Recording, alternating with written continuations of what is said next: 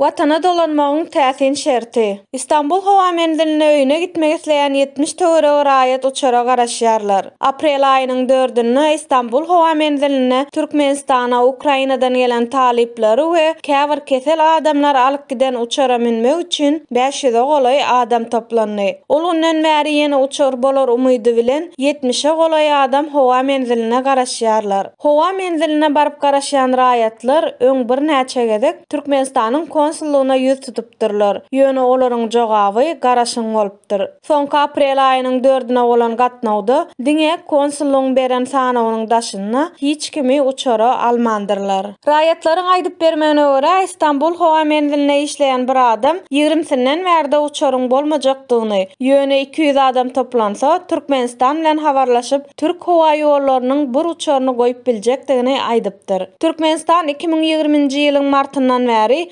halkara uçuşlary ýatyrdy we öz ýurdunyň raýatlary üçin serhetlerini petikläpdi. Şol sebäpli raýatlar çet ýurtlardan 2 ýyldan bäri watanyna dolanyp bilmeýärler. Türkmenistanyň İstanbuldaky konsulhanasy wagtal ýörüýte uçar gatnawlaryny guraýar. Ýöne olar dolanmak isleýänleriň ählisi üçin asla ýeterlikli däl.